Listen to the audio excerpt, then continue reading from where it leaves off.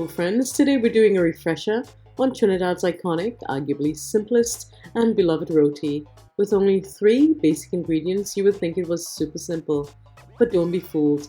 The real art is in getting this humble roti to swell perfectly on a tower like this. Soft, fluffy, and just waiting to be filled with your favorite Trini dishes. So if you're still struggling to make Sada roti at home and you want to experience the magical moment it rises to, let's start cooking. We'll mix well to combine, and we're not using any salt today. And this flour has been sifted. We'll gradually add water and we'll knead, paying very close attention to the technique. It's 9:51 a.m. just to give an idea of how long it takes to knead the flour. We'll check again at the end. She's kneading in sections, gradually adding the water, moving it back and forth to bring the dough together, moving it aside, working on the next section, cleaning down the sides of the bowl, moving the dough aside. We're trying to get the dry flour all in one place.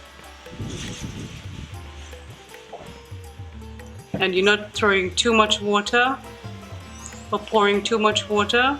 She's creating a little ball with that section of the dough, and then she'll move it aside. Sada roti is a simple type of roti, but has been one of the greatest challenges for home cooks. To get the dough right, soft enough, I think the swelling has been the greatest challenge.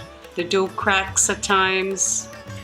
So kneading it is the key to getting a successful Sada roti. And successful means soft, pliable, a roti that swells, so puffs up, and edible. We've used a little more than 4 cups of water here. She's adding dried flour, about a tablespoon. And now she's bringing the dough together. From the ends, she's bringing it towards the center, folding it towards the center. You're not folding it over itself, but you're bringing it towards the center to just pull all that dough together. The kneading process has begun.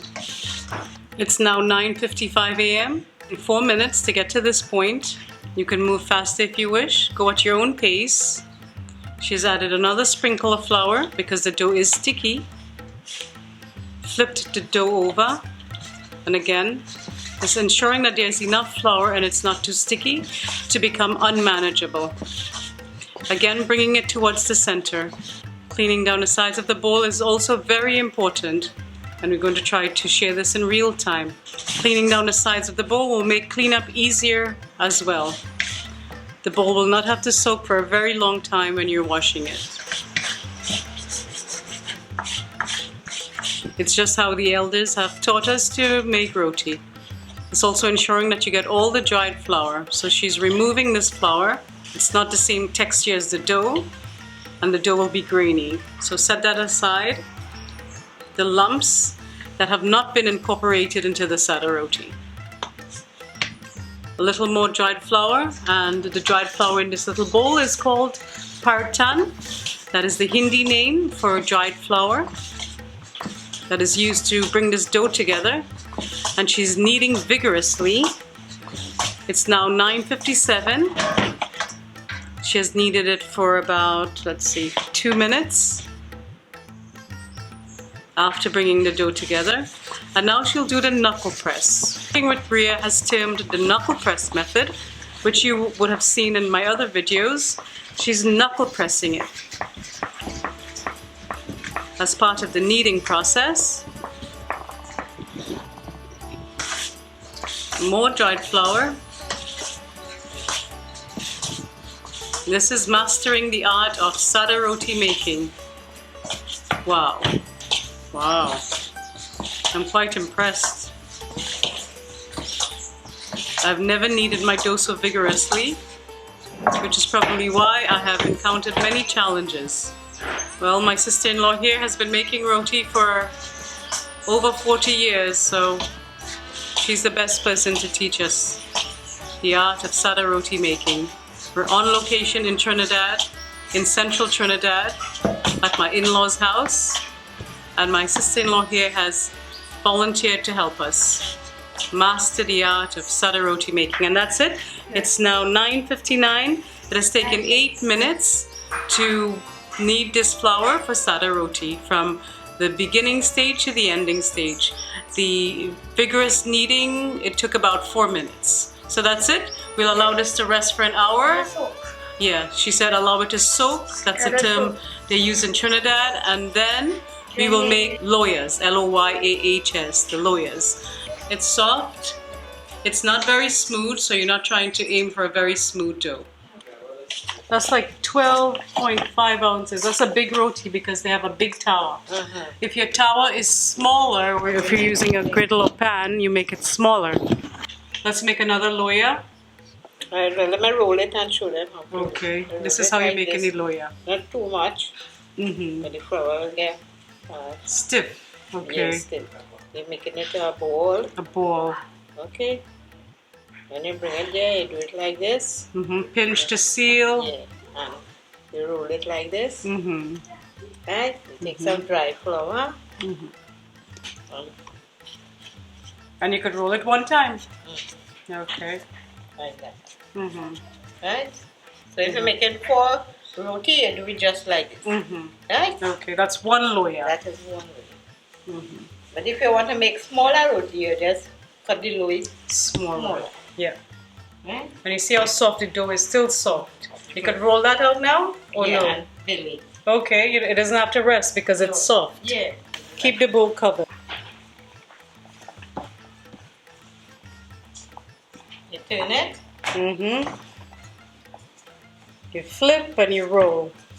Making sure you get the ends and you put dry flour if it's beginning to stick. Make sure you bring it the end. Mm-hmm. Not ready? Let's put it on the tower now. Heat the tower over high heat.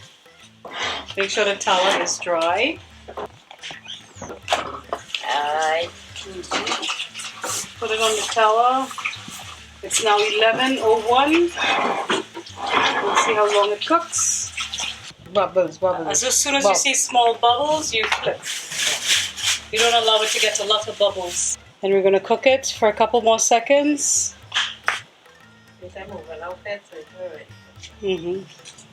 If it's still stuck to the tower, it means it's not ready to be turned or flipped.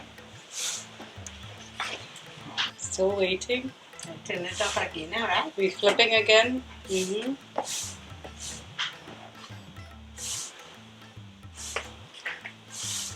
And she's spinning it on the tower. You're spinning it so that it will cook evenly and will give it a good chance of swelling. And let's remember, not all Sada roti will swell, so don't stress yourself about it. I said that in the first video. Try another one. It start to swell. So you're beginning to swell there a little bit. We will seke it.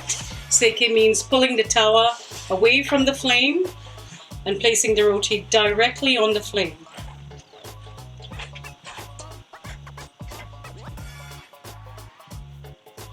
If your roti is not swelling, it probably means that you didn't knead it or rest it long enough, or didn't use enough liquid.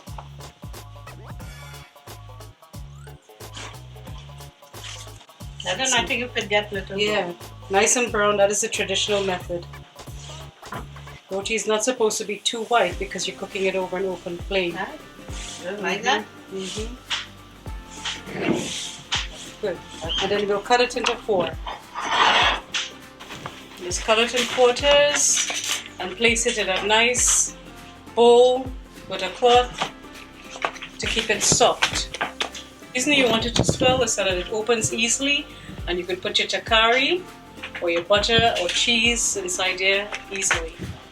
Ready to eat. Yeah. Magic. This is the roti cloth. Put it in there. Cover it. Okay, roti basket. Swell it out.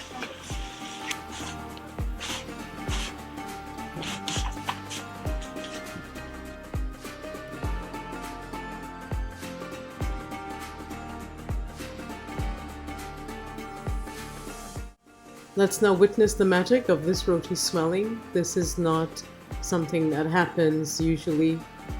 This is a very unique situation that is unfolding before our eyes here. If you can do this, you are a real master. I personally cannot do this myself.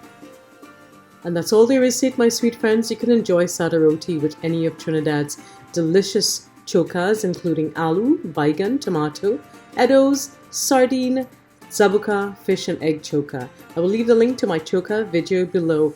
You can also enjoy it with curry stew and other traditional vegan dishes, including pak choy, bodhi, same, bhaji, mango takari, curry mango. I love it with just butter and cheese, or mango kuchela, a spicy condiment. If you wish to learn more about these delicious Trini dishes and so much more, visit my website at cookingwithria.com.